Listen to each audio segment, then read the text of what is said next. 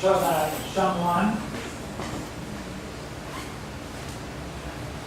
moves through each one.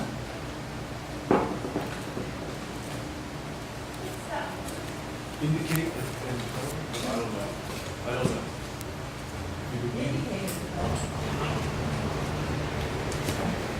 Does it admit of that kind of order? So, if that's possible, could we look at history and put societies in different stages? Psychology?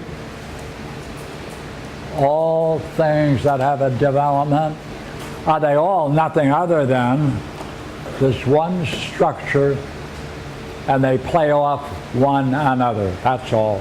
That's all.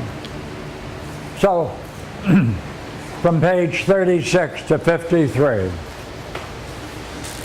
the challenge is laid down.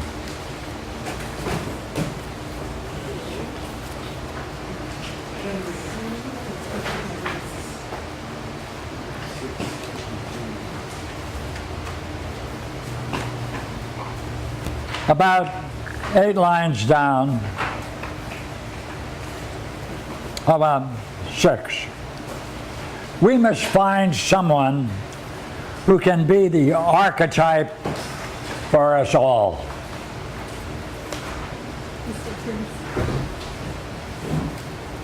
Yes. The paragraph starts, I realized this was an important issue. Simply, we have no one we can say is wise in their wisdom. We need to find someone who's been blocked from seeing anything that we would call meaningful, and who is blind to philosophical and spiritual significance. We need to find, right, we need someone blind to our kind of philosophy. We need to trace his present as it emerged from his past and carefully portray all that closed his mind, closed it down, showing how each thing that has influence can be traced to some encounter.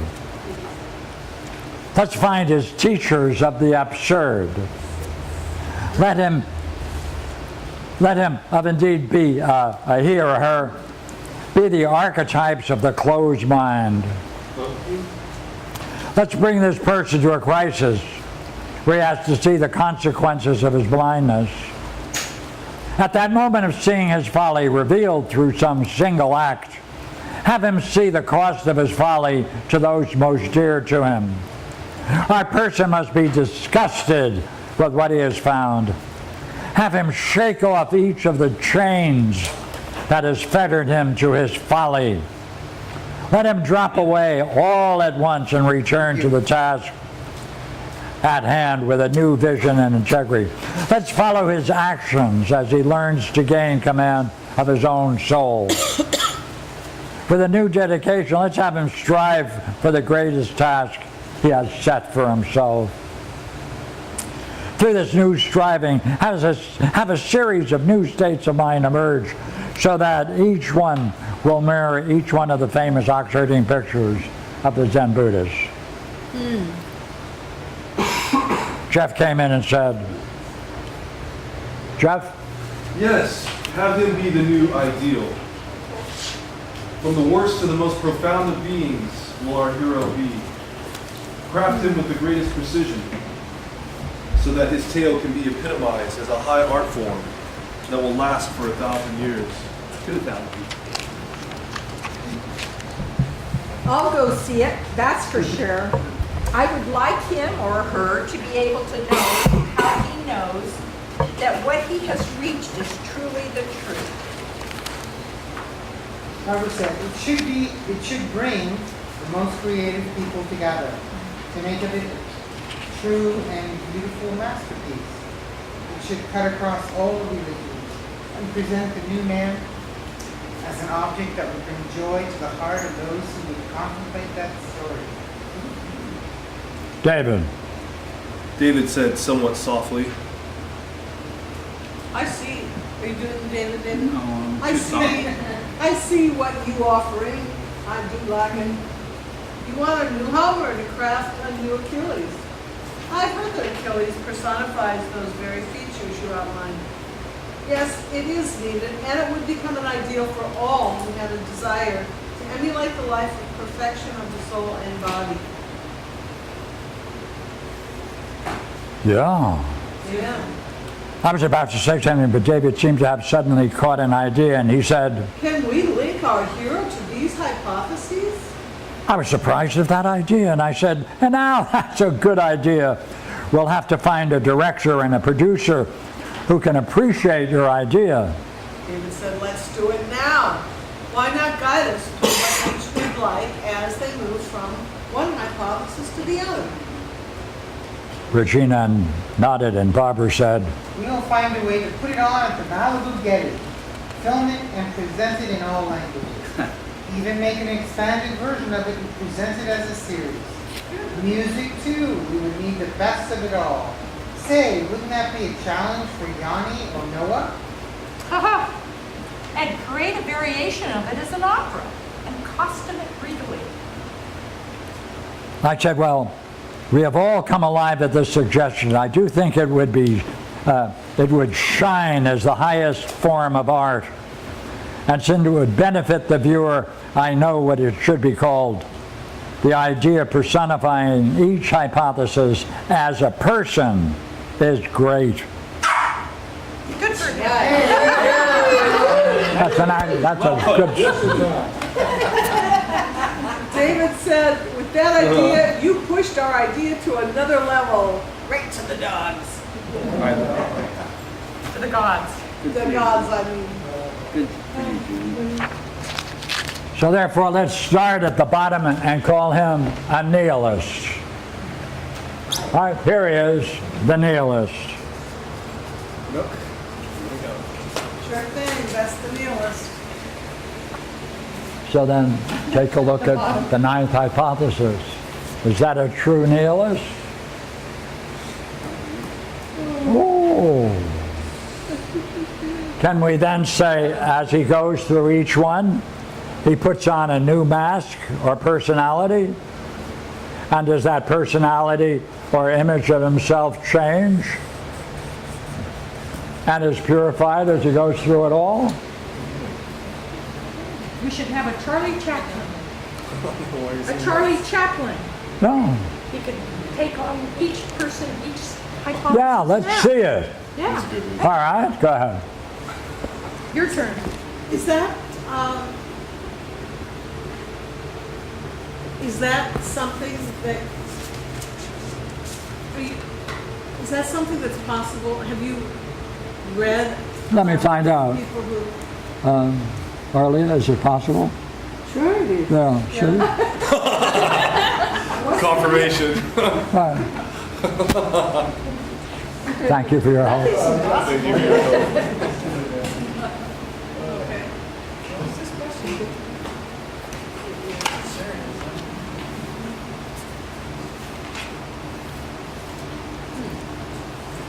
Further, I said, would you say that even if there is or isn't a God, he has nothing to do with our mode of existence? So even if there was or was not creation, whatever produced this has long since been abandoned us in our world. Whatever is out there, it sure isn't linked with anything meaningful. That's our nihilist. Now what if we were to ask, hey, if there is nothing meaningful, are we not talking with one another? Consider, is it not each of us is other than each other? For if each of us is other than another, so we appear as something, and we're not, and we are not doing something, and are we not doing something together? Wait a minute. He's absolutely in isolation. He's getting caught up in this dialogue. Is it possible that might wake him up? Yeah. That's the question that has to be asked at each one of these steps. Is that the kind of thing, if he took it, it would then cause him to move. Yeah. Yes. So, Because, say, Because why? if you were willing to hear another question or two, we should ask, aren't we talking to one another? Am I not understanding the way you're reasoning? Jeff, Oh.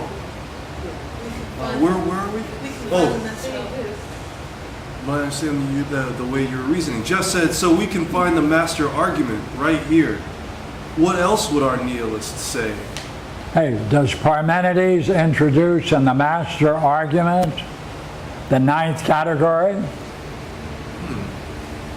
By infinite regress, you mean? Yes. Right, in the disguised form, but you can see it. Right. Okay, good. David said, David said, sure. if he had the courage to answer, he would have to agree that there is meaning, since he would have to agree that he has entered into a shared talk that he knows made sense.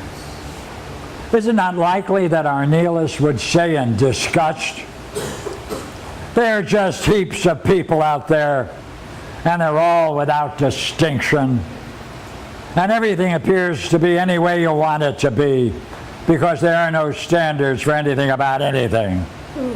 Yes, that is true, Jeff said. There have been times in my life that I could have expressed myself that way. Yes, many have faced that state. And what would follow if our nihilists were asked, hey, is it possible that there are some who share your views and so are in the same state as you? So, why not others like you? Now, I know that sounds weird, my friend, but if so, then you are not alone, are you? You do share and agree with these other people, or these others. He would say yes, but they are all alike, and that's appearing to be something that they really are not. Well, is it not likely that he would say that if you dare to look at those about you, you would find they are neither like nor unlike each other? Sure, they can touch one another, but within themselves they would experience being separate and from themselves. So misery would be their lot. He would insist that nothing can be said about what is, since it's all appearance. For he would say all is relative and there are no values. Everyone has a right to whatever seems true to him. And all there is out there is illusion, deluding the deluded. Well, you caught him, and I don't see how they can get him out of it. I think you are seeing him stuck without possibly encountering anything that might challenge him. The world isn't that sealed and tightly bound, that's all. Now, each of these descriptions and the people that we're talking about on this upward climb, each of the descriptions of their states of mind come out of the Parmenides and the appropriate hypothesis. So everything I read comes out of the eighth. He's moving from the ninth to the eighth. Right? So if you're familiar with the hypotheses, you'll see that the language that's being employed in each of the hypotheses is characterized by our figure, and he accepts them as true. Fantastic. At least he's not alone. Yeah, he's got buddy miserable people. He's got people to be miserable. Yeah, lawlessly. All right? Go ahead. Yes, Barbara. It is that fact that changes us all. If our man would find himself in an open and sensitive state, and hear someone speak sincerely about things he had denied were possible to experience, he would be in shock and not know what to do. Perhaps he would meet someone whose presence undermined his own negativity and brought him to silence and forced him to suspend his usual mask-like appearance and remain for a while in a state of wonder and listen. And he could see that behind those words there must be a range of experience that he hadn't even dreamt was possible. For he would be experiencing being in the presence of one who had cultivated the ousia, and could speak about ordinary things in a profound way. Surely he would see that what he had not thought impossible was in front of him. Excuse me, I think that's a typo. Surely he would see that what he had thought impossible was in front of him, without the slightest attempt to reach out and control him. Oh, yeah. Is I got a it, question. um, I got a question. Nice paragraph. Yeah. Here. Right there where he says, surely he would see that what he had thought or not thought impossible was in front of him. Which one is it? What he had thought was impossible or what he had not thought impossible was in what he front had of not him? thought possible. He's out of the ninth now, he's in the eighth. And we can take a look and look at, go ahead. Oh, he's asking, is this word here a typo or not? It should be possible instead of. Yes. And not thought possible. Yeah, is that not supposed to be there or? Oh, That's- surely he would see that what he had thought not possible was in front of him. Thank you. So we need to change. Make that correction. Yes. Good job. Nice catch. Interesting. Okay. Yeah, not next. David said, David said, is it clear sailing upward and on for our seeker? Or are there more hurdles to, huddles? Huddles? Hurdles? Okay. Could be a football game. Are there more hurdles to encounter before he can gain Lucia and self-reflection? I said, one thing is clear. It is likely that he would pause and recognize that nothing he had previously encountered was present to him and to those like himself. He would likely say that these few are so far from the rest of us that they can be ignored. In his state of mind, he could see that those about him were so different and unlike themselves that he could never hope to be like them. The contrast with what he formerly thought was challenged. The contrast with what he formerly thought was challenged, and so he would retreat with the sadness of his loss, believing he was without the capacity for meaningful change. Oh, So he is one step from the fifth hypothesis, isn't he? yes, you are correct. He can assume there is the greater, but it does not penetrate down to the masses. He reflects and sees it as likely that the gap between the profound and his way of being is simply too great for any interaction. He can accept that there is a divine, but by any name he might call it. But he has convinced himself that the gap is insurmountable. I call it the myth of the average. Be like everyone, don't aspire for anything, and don't give a damn about anything. look, get your time out for a moment, look up the fourth hypothesis, look what is being said, reflect upon it, then go back in the text, because he's going to go from the fourth to the third. Okay, 9, 8, 7, 6 were characterized. To see it, you'd have to go back into the dialogue and see whether or not there are sufficient similarities between what's being said in the dialogue and what's being said in this dialogue.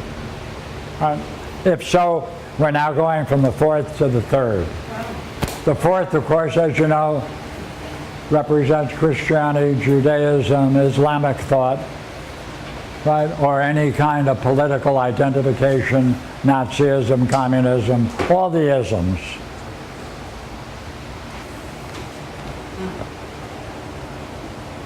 David added, now let's see him into the fourth. What's it going to be like? I said, let me, keeping to the Parmenides, say a few things about our would-be seeker. Reflecting closely on the Parmenides, I can see that our seeker is still under the cloud of meaninglessness and isolation. Now he looks to overcome his solitude and is attracted to group membership, believing that such associations and his membership in that whole will solve his sense of loss. The sense of becoming a part of a whole brings with it the communion with each of the others. And from this membership, something different arises within himself that he experiences with the others. It provides them with a sense of sharing, a mode of being within a boundary, a kind of limit in relation to one another, while in their own nature there arises a sense of expansiveness we call the unlimited. As a result, they are like one another in a bond of fellowship or kinship, and so share a common pathos or feeling state. However, having experienced both a sense of limit and a sense of the unlimited, it produces contrary feeling states among them. In suffering these opposite affections, they become like themselves and each other and the opposite states of feeling or pathos. Thus, in joining such groups, he both suffers gains and losses. He Keep going. suffers gains and losses.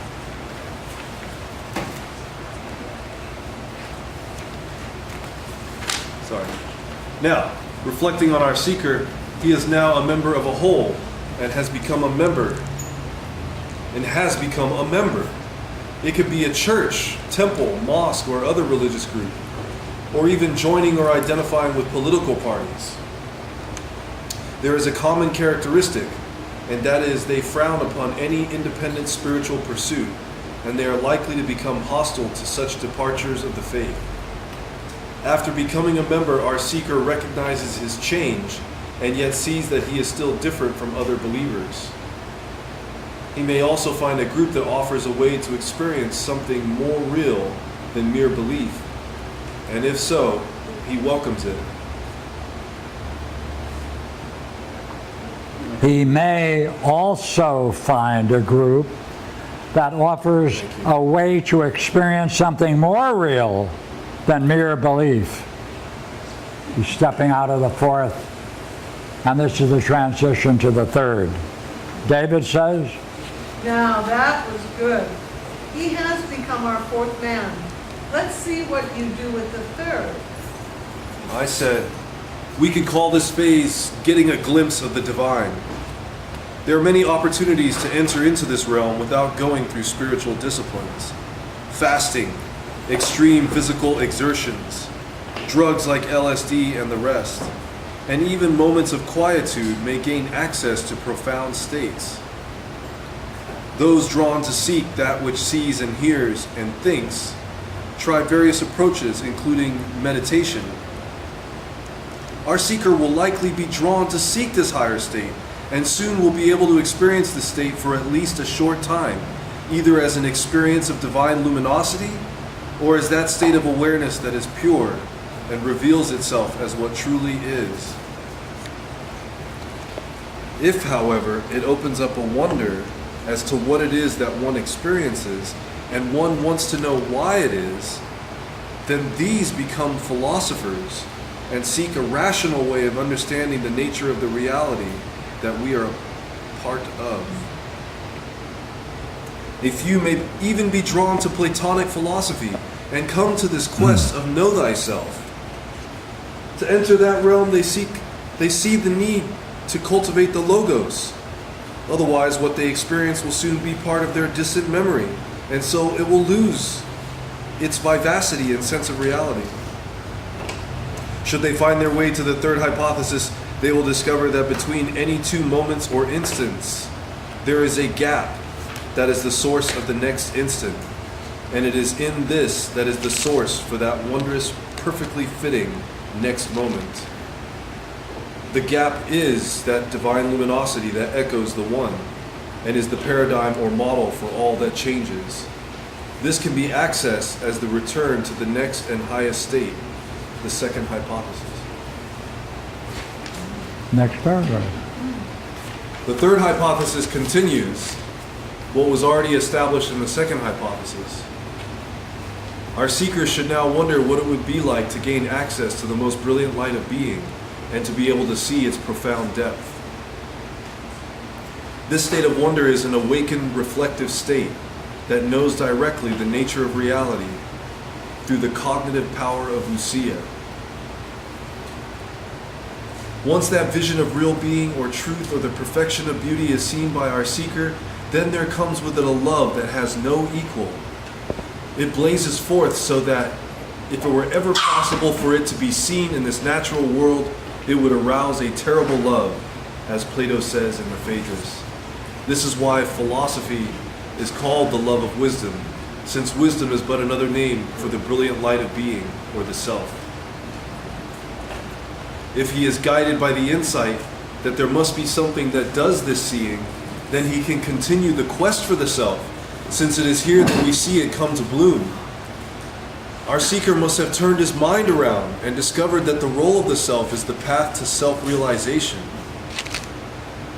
Let us say that he is more than curious about the idea that he is the path to himself, and that he wants to understand just what the self is. In his search, he discovers ancient philosophy and is startled to find its Xenophanes, and is brought to realize the depth that he may encounter by following his lead. For he is awakened in discovering that Xenophanes said, "It is the whole of God that sees and hears and thinks."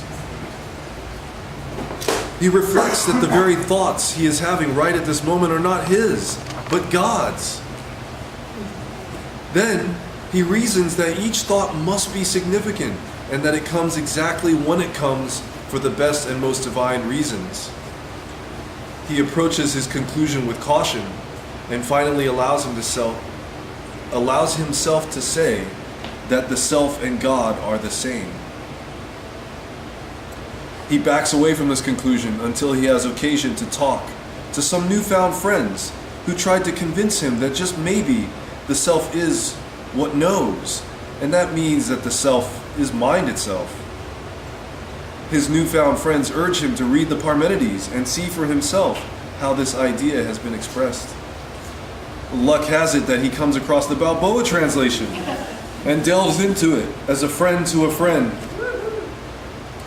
Thus it is that our seeker now is anxious to understand fully just what is the self. He reflects that perhaps ousia and the one that is are the self. And since both could be names, and since both could be names of the self, he reasons that the one being can be called the self, for it is a whole, and existence and the one that is are its parts, and they never abandon one another. This would puzzle him, since he also concluded that the self is without parts. For our seeker to proceed past this puzzle, he must turn about and ask, what after all is the self? What can it do? How does it function? These are the questions that, if asked, lead along the path of a rational understanding to the nature of reality and truth. Our seeker is likely to have come to understand that the ousia of the self exists together only in a certain lesser way, since the one that is and ousia are other than it.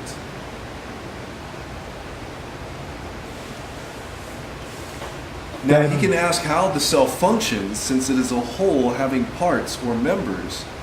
First, with ousia, the self can reach for the one that is.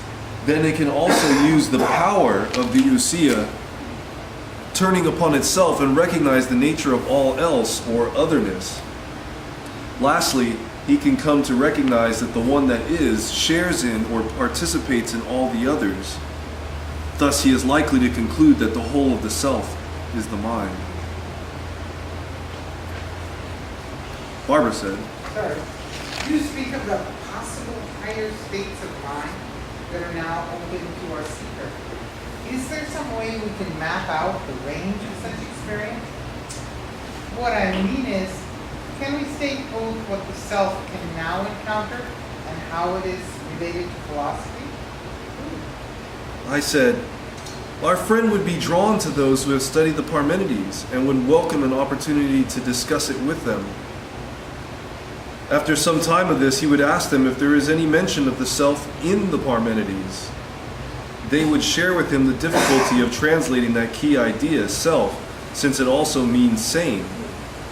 They are likely enough to have turned to the second hypothesis and reminded him that this hypothesis happens to be about the supreme divine luminosity, called the most brilliant light of being. Then they are likely to read with him an important section that might be translated with the idea of the self. Quote, if the isness or existence is said to belong to the one being, and the one belongs to that being that is one, is it not that ousia and the one are the self? But both belong to that self which we hypothesize, the one being. Accordingly, the one being self necessarily is the whole. The one in existence happen to be parts. Our seeker would now become curious of this idea of ousia, and when it was explained to him, he would quickly ask if the self was being hypothesized earlier in the text. Then how did it read?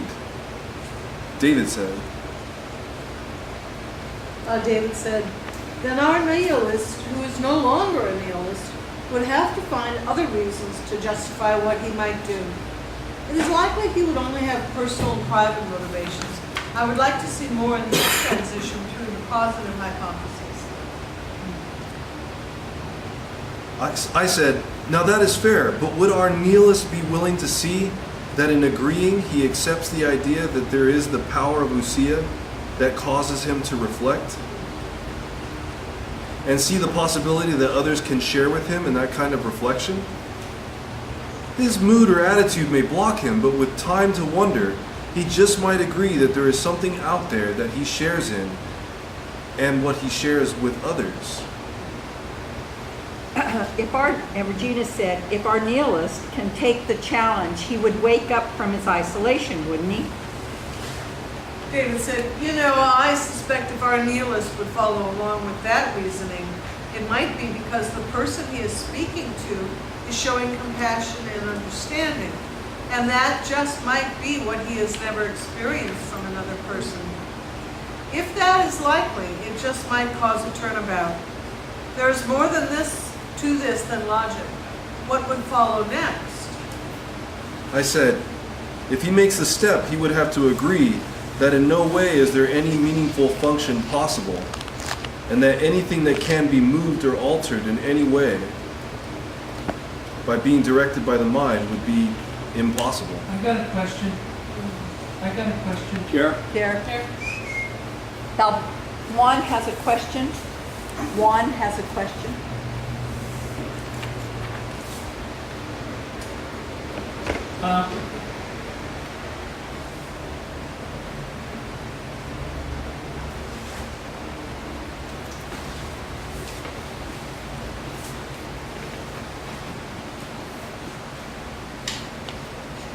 I said, if he makes the step, if the nihilist makes the step, he would have to agree that in no way is there any meaningful function possible.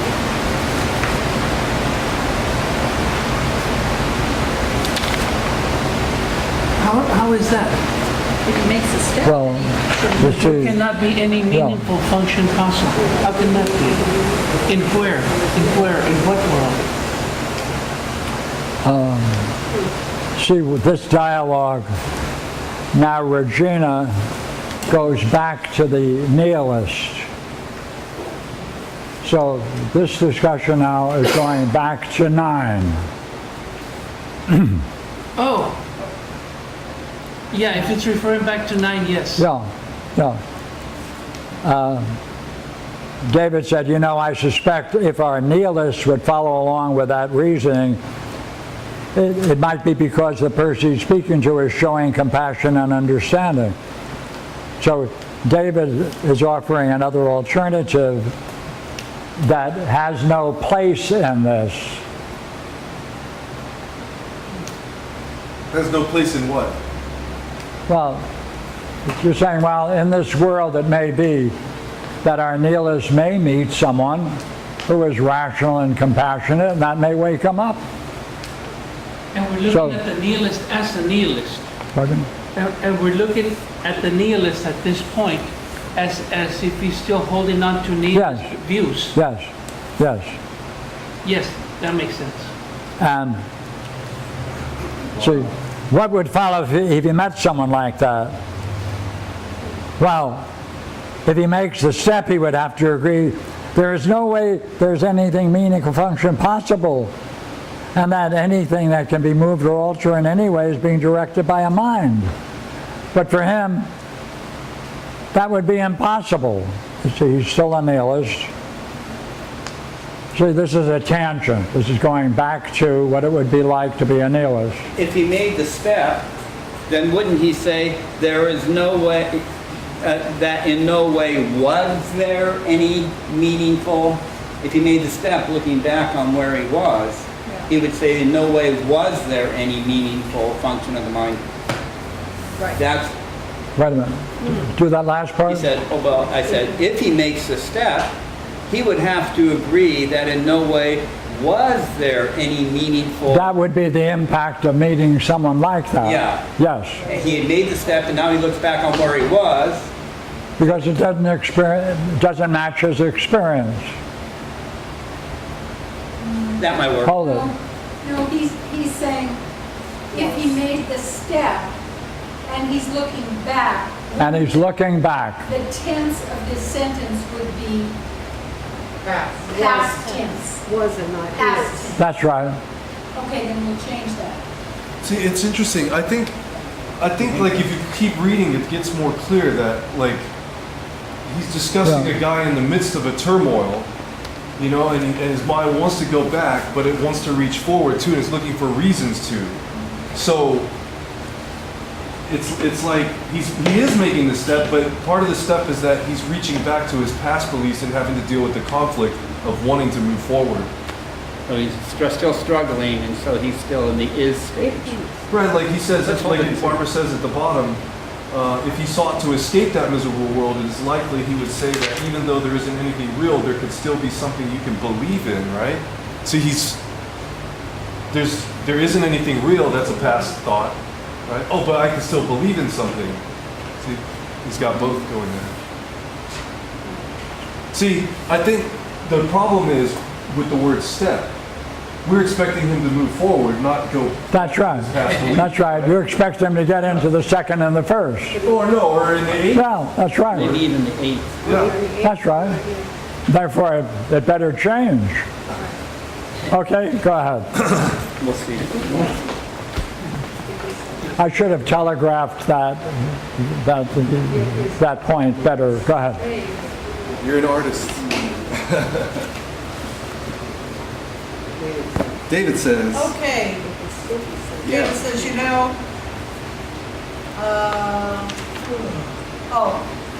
I said now. David said yes. David said yes. There would be no mind, and he would have to realize that.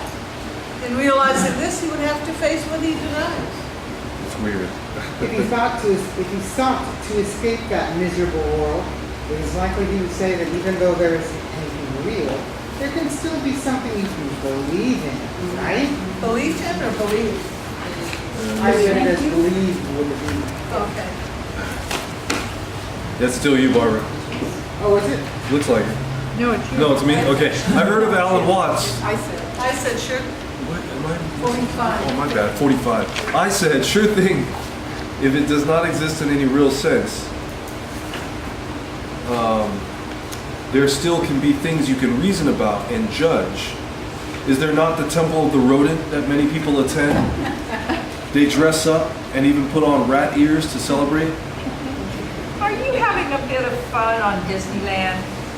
Yes, they buy things and cart them out and give their kids make-believe things to color. Make believe. I said, That's what I said. now we come to the great divide.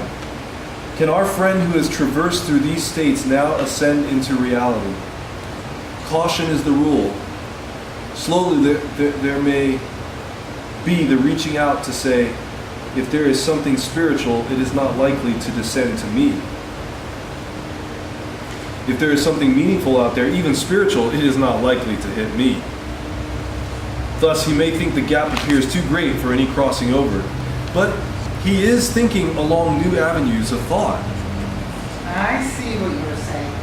He would reach out for some group identity and gain a sense of identity and kinship with others. That would be vital to him. His participation would overcome his previous alienation, and that's good. I said, sure thing, that is the way it would go. Here is the appearance of the Spirit, cloaked in belief. Here is the seeking for acceptance that comes with the death of the Spirit. Why?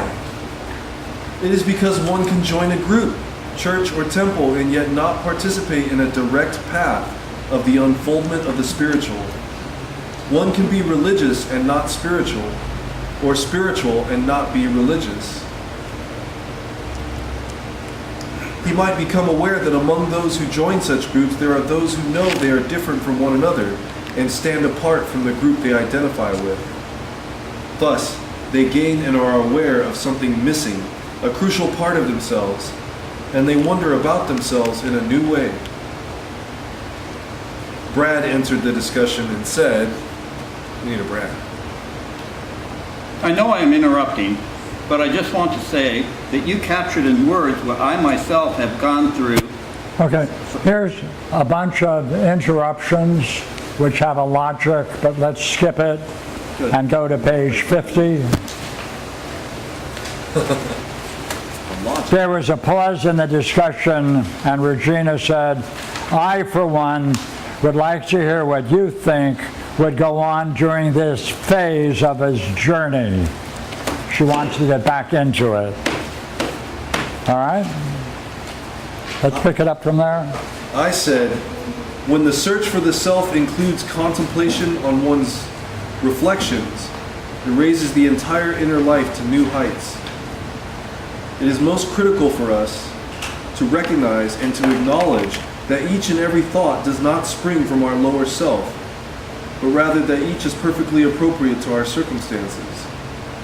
To come to recognize this means one has settled oneself in a watchful mode of being and is left open to the emergence of a different kind of reality.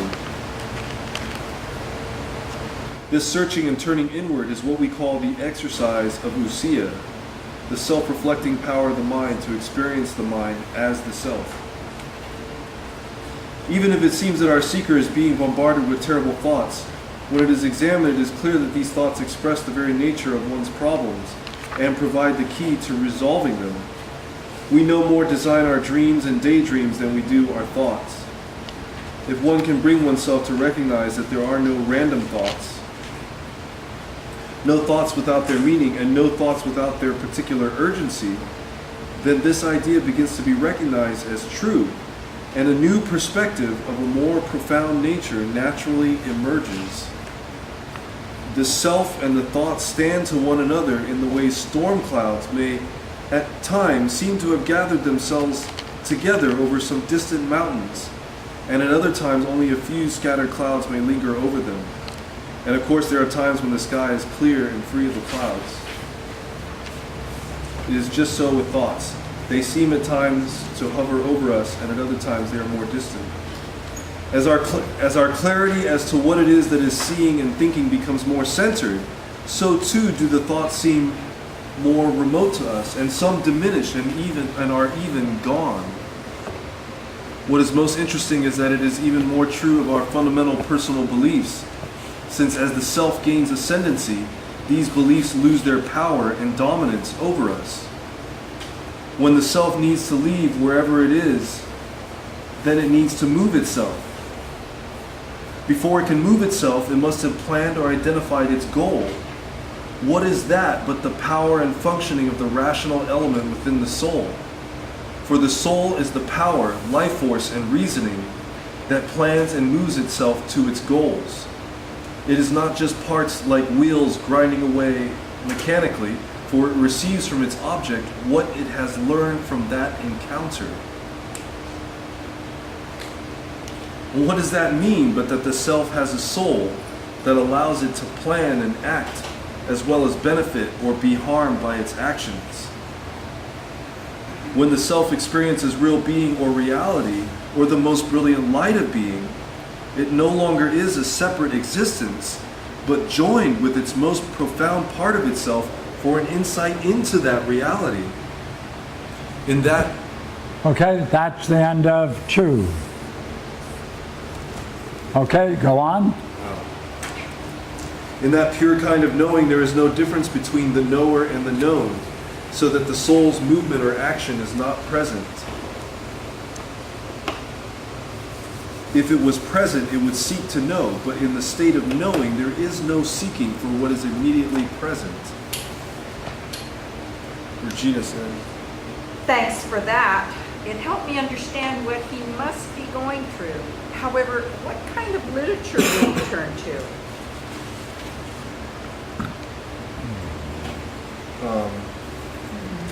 I said, now Pierre, I'm wondering, is this a plan? Because we read this earlier today.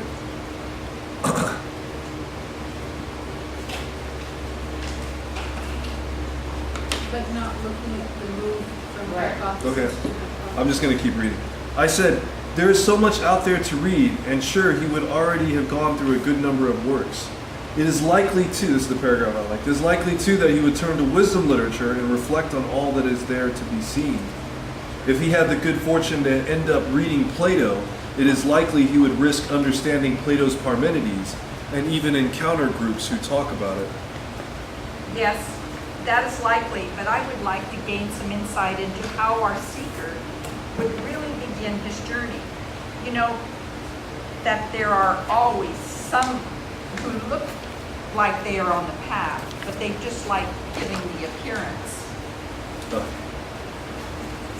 I offered, it is most likely that here the journey of the self starts, since he has already been bitten by the philosopher's bug and was drawn into the Parmenides. He would come up startled when he read, it is the self, or the self is what comes in and out of existence. It is both one and many, because he participates at one time and not at another, and touches on being and does not. If he looks to himself and wonders what it is that looks out on the world, then at that moment he passes in and out of the experience of the self. He would see that the only way it can come in and out of existence is through the medium of time. For each of us to experience, we need only ask what the self is that experiences what we are experiencing. Or better, Yeah, he's going back to reflect on the second. Go ahead. or better yet, he just might have caught Xenophanes' kind of thought. At each and every moment, what is it that sees and hears and thinks? Dwelling upon it, he most likely would see that through each moment, indeed it is. Following this path, he would realize that between each moment it is present, and yet it is not present. As the dawning of this realization occurs, he will want to go deeper into that silence. Regina continued. Thanks for that. I'll look it up after. If he was stung by that riddle, he would have fun puzzling and working it out. Barbara said, well, he's getting another step closer to one, final stage.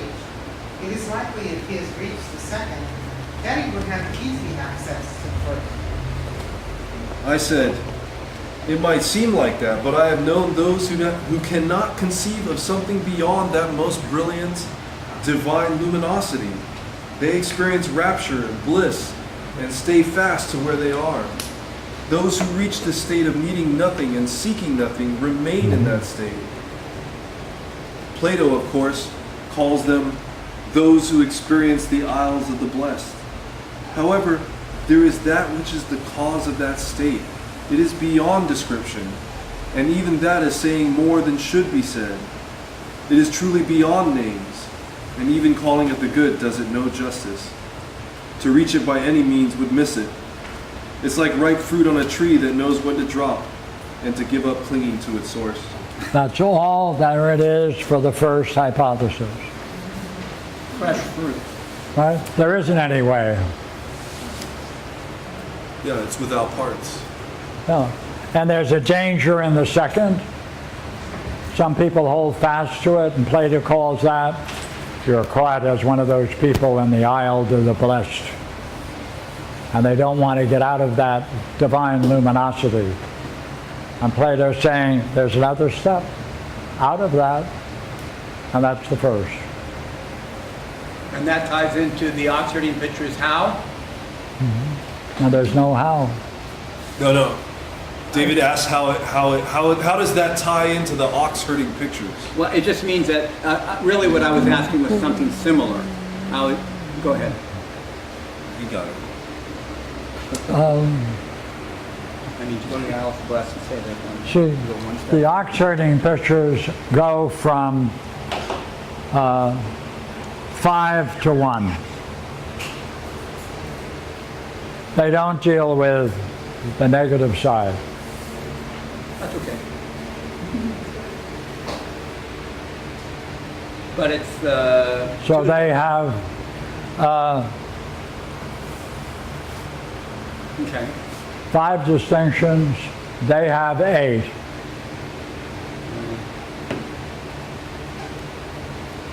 Therefore, they're making more interesting distinctions. What do you mean by that? There's 5 distinctions, they have 8. No, there's 5 in the Parmenides.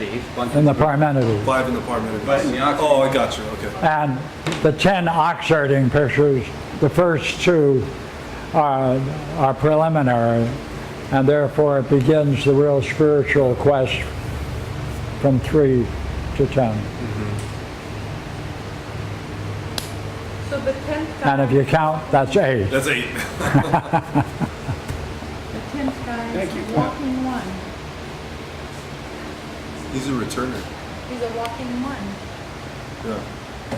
I said the 10th guy is a walking one. Or he wouldn't That's what they see say him. about you. Yeah, that's true. Who says it? That they? You got the theys and the yous. Where do you get them? They sells.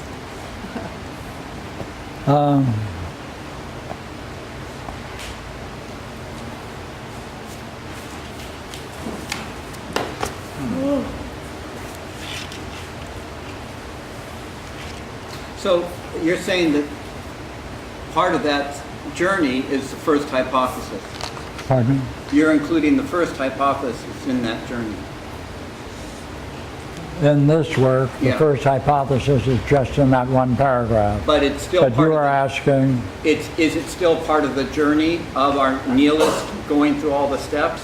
Is attaining to the first if you'll pardon the expression, attaining to the first hypothesis part of the journey? I'm not, do it again. There's something about the first hypothesis that makes it profoundly untenable. Yes, And yet you're including it in this process, 1 through 10, as a part of the journey. That's all I wanted to know. yeah. See, if I'm understanding it, the Buddhists take the 10th, what we're calling the first hypothesis, and they're breaking it into 2 distinctions. Right? If we're looking at the 8th, 9th, and 10th in the ox herding pictures, 8 is the divine luminosity. Therefore, they recognize there's a need for another state. That's the Dharma bum. But they add another one between it. Okay. And that's very important because in 9, the particular monk, he's just in his cabin, sitting, watching his life go on and on. It's a tranquil, passive state. The 10th is active. Right? He's leaving the village. He's robust, little heavyweight, right? Carrying a wine jug, enjoying life. He's active. So that transition here is through the sitting by the cabin, the moon is serenely bright in the sky, his whip and bridle has no interest, they're hanging on the wall. That is passive, enjoying the tranquility of the mind. But 10 is not. He's out there having fun. Joining mine. What? I said, he's actively mining. Yeah, so He brings flowers. that accounts for another addition that's not in Plato. Or you might have to look for it, but it's not visible at this point. Is the eighth, is the eighth the circle? See, pardon me, but in the Tibetan, by the way, they have 25 stages. And Toizon has 5. So there are various categories of spiritual development in Buddhism and Tibetan. I was wondering, is the eighth the broken circle? Pardon me? The eighth, is that the circle? Yes, No self. that's right. So 8, So 9, would the eighth correspond to the first hypothesis then? And the way they talk about it matches the experience that we call divine luminosity. Oh, for the eighth. Oh, okay. so it's 8, 9, and 10 really corresponding to the first Pardon? hypothesis. 8, 9, and 10 in the Oxfordine pictures are all different expressions of the first hypothesis. Except for you said Well, that 8 was divine luminosity, and that's for, I would like to assume it, but it would be another thing to find it. yeah, and we don't have any Roshis around. So, yeah. But 8 is divine luminosity, so it wouldn't fit the first, Yeah. it would have to be the second. So they have these two Yeah. as a unit, progressive, Plato 1. They have 2. Thank you very much. Thank you.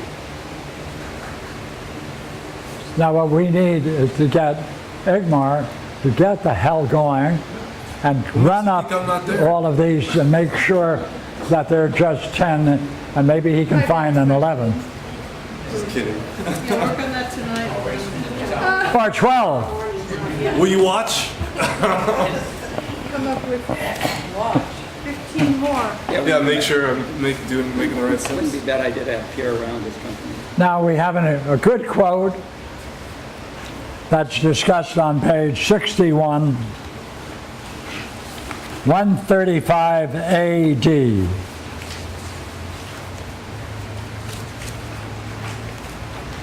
Regina comes along Oh, 51? during our break.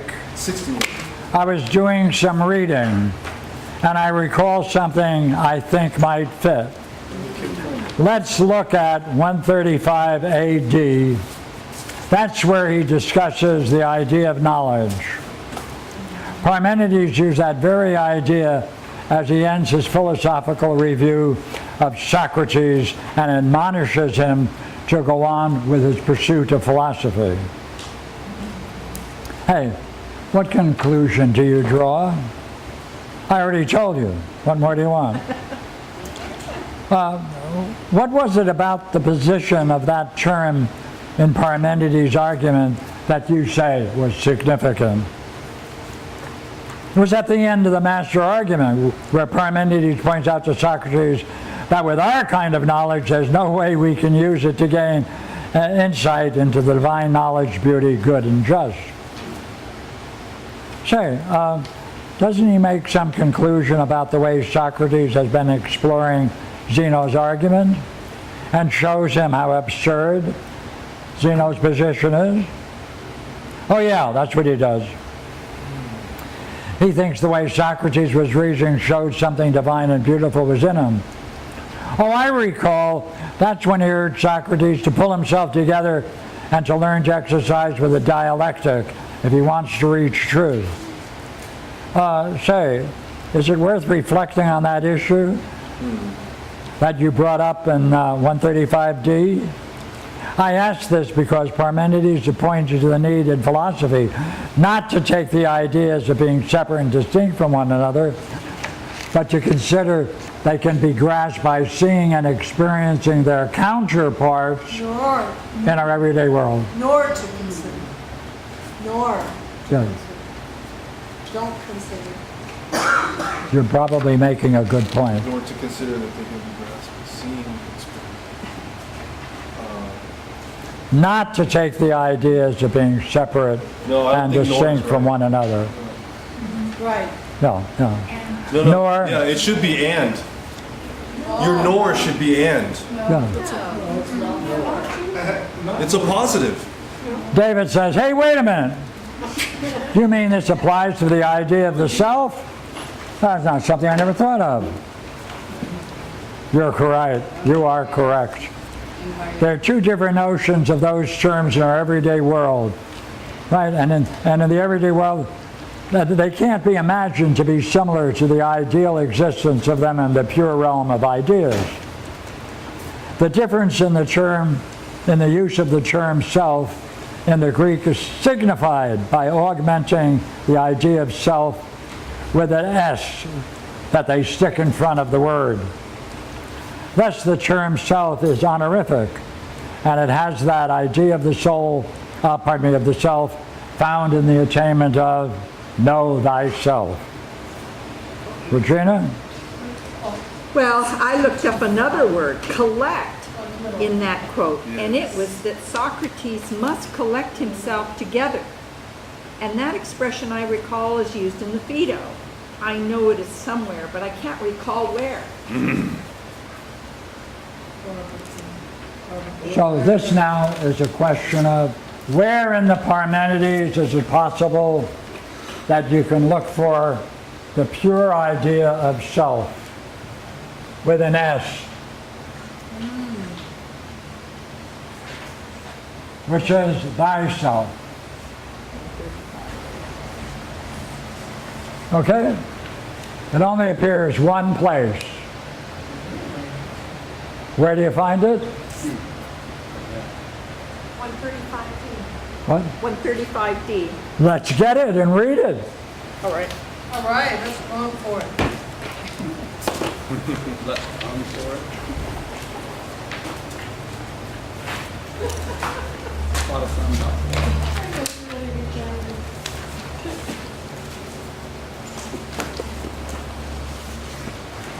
Anyone want a copy? Oh, they Need have, any? here, they all have one. They all have them? Thank you. Uh-oh, lost them. 135. Oh yeah, we did this. D or D? D is what?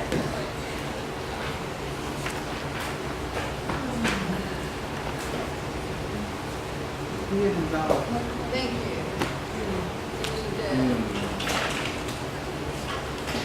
Everyone on the same page? Page 18, 16? 16, 17, we're 18. It's 18. Pardon me, 17? 135D. 18.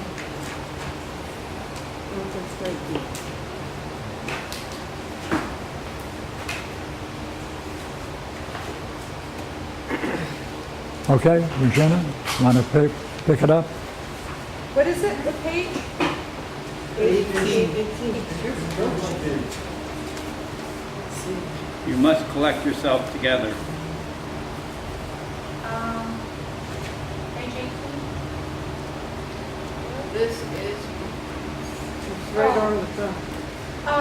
This is because you exercise yourself. Louder, please. This is because you exercise yourself too early in this manner, O Socrates. You should endeavor beforehand to define what is beautiful and just and good, and each one of the ideas. For I also just recently mentally noted this while hearing you discoursing with Aristoteles here. Thus, on the one hand, that impulse by which you are impelled towards discourse is beautiful and divine. You may be sure of that. But on the other hand, you must collect yourself together by exercising more in that way, which appears to be useless to the multitude, and is called by them empty talk while you are still young. For if you do not, the truth will utterly elude you. Well, so many. Oh, shucks, penis. Not young anymore. I'm not young anymore. Yeah. Look around you. What then, O Parmenides, is this? Wait, Oh, but we go got ahead. this. What's The the self was statement? right there, right? Right. You read it. Kusan Sealton.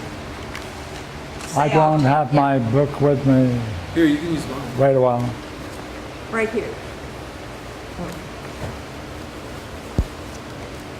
Oh, this is the new one. No, that's a new one. This is a new one here. Yeah, okay, I have it marked in my old one. Oh, here it is. You got the self? Yeah, right here. Okay, got it? Yes. It's at 135D5. You must collect yourself together by exercising more in that way, which appears to be useless to the multitude. Right?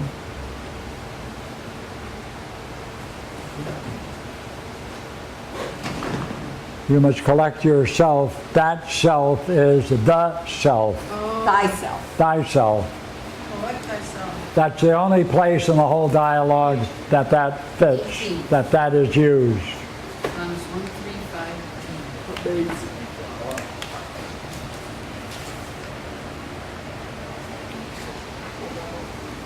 And then Barb comes in. Yes, go ahead. Where's the Greek on that? Right below it. Barbara. Right here. Right below collect yourself. You can read it, I'm fine with that. Sometime?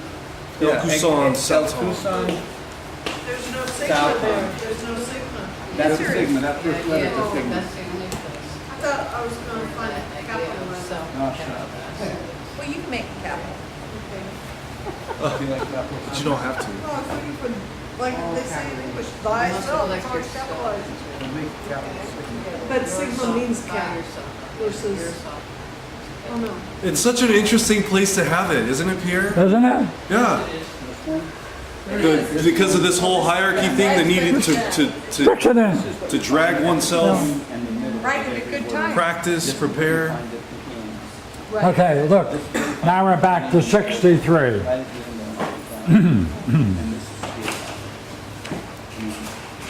So 63.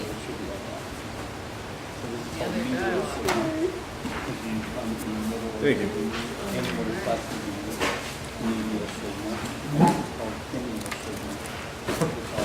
Let me add another thought. The occasion of the dramatic setting of the Parmenides was the celebration of Panathenaea, the All Athena festival. Plato is showing us how to fulfill the Delphic oracles, know thyself, through the art of the dialectic.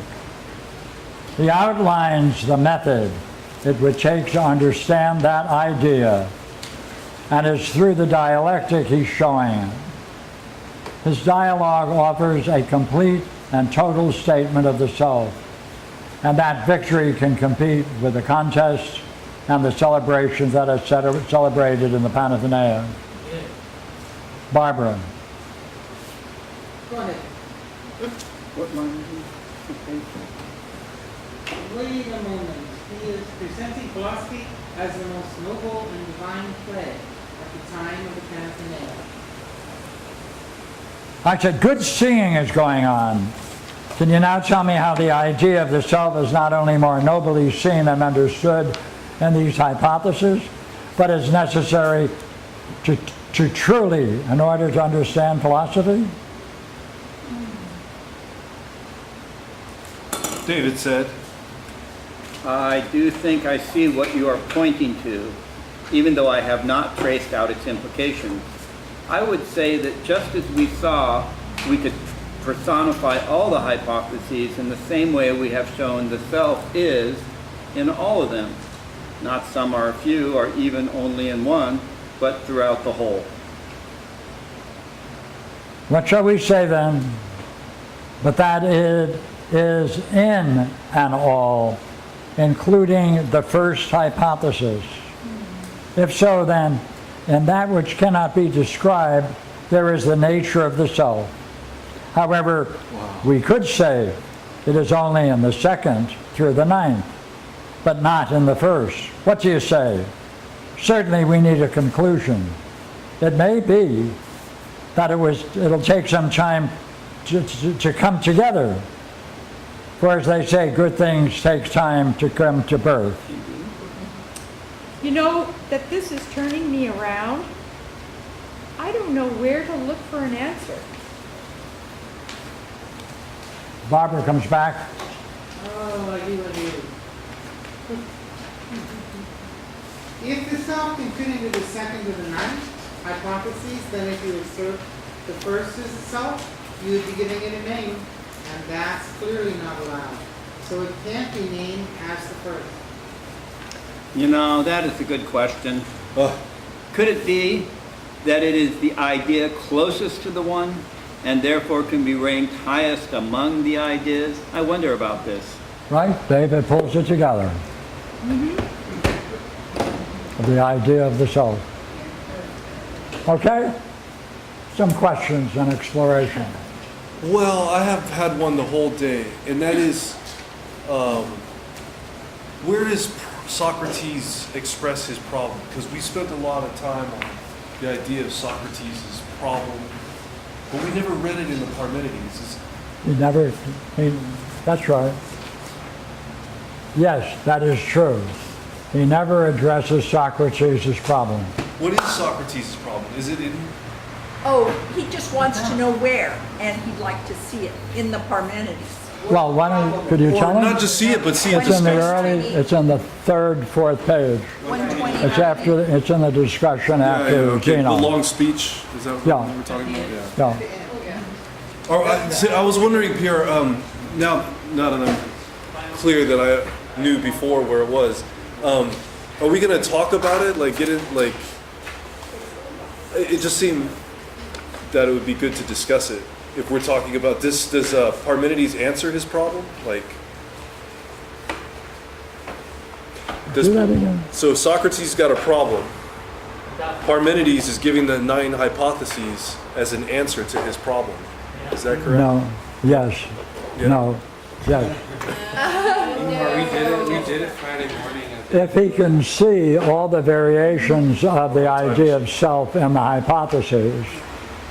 See, what I didn't do and perhaps need to do, is it possible that in his description of these hypotheses, that all the variations of the word self, other than thyself, can be linked to each of these? Good. Do it. Yes. More or less. Oh, wait. That's right. Does he show the same multifarious entanglements that we encounter in visible objects in He's then intelligence? taking them through an exercise, clarifying the very point that Socrates is looking for. For him, they're all jumbled together. And Parmenides is saying, that's because you don't understand something. The idea of classes and ideas. You see it. And that's what he's doing. These are classes, and he's exploring what the nature of these 8 ideas plus the 9th in terms of categories of ideas. Because each one of these is totally separate from the other. That means there are a set of ideas that are linked together, that have their own integrity, and they are different for each one. And within their differences, he's exploring the idea of the self and its variations. Is that Socrates' question? Does he want to know what the self is? Well, Parmenides says, the reason you're having a problem is that you don't understand several things. First, classes, and the next is ideas. And that's precisely what he's taking him through. because you have the notion of ideas, you have the idea of participation. If you have the idea of participation, you can ask whether or not thyself fits into a participation model. So he's giving him a background to answer it, but he's not answering it for him. A background. So yes or no?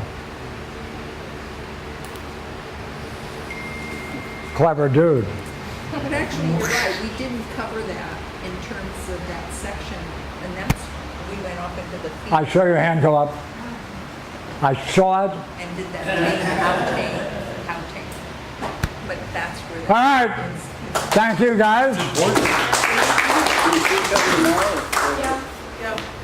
Thank you. Hold it. Good day. See you tomorrow. Tomorrow. Same time? Same bed channel, 9 o'clock? So, Same? maybe in the morning. See if We're gonna need tomorrow. this section. Tomorrow we go till about 2 though. Self-found. Tomorrow we go till about 2. Yeah. Good. Maybe there's more in the work too. Same itself, self. No, about Socrates' problem. Well, you know, that's a good idea. He's bringing up the fact that we spent time in the Phaedo in the beginning, but we didn't go to the Parmenides and deal with that statement of Socrates' That's right. doubt. No. So so in that sentence, he brings up also that Yeah. thing out in Aporia, that doubt. I'm kind of Yeah, Barbara's quote from the Phaedo is like, every session. for me, a kind of vindication with a long history of the battle of understanding the Phaedo. So thank you. Right. Okay. I'd like to hear that story. It's a tradition. I'd like to hear that. Oh, we do have a. Yeah, you did it. I wish I had that Oh, that's the one with, 7 years ago. that was the one that you went to Santa Barbara on, the Phaedo. That was another, Oh, that was the second encounter. It's getting crazy. Sorry. That's it. So I'm drinking again. Period. I'm drinking again. Okay. so we do have a morning schedule tomorrow. Same thing. Same thing as today. Okay. Cool. 8 o'clock breakfast, 9 o'clock talk. Talk, yeah, 9 o'clock. We're gonna talk.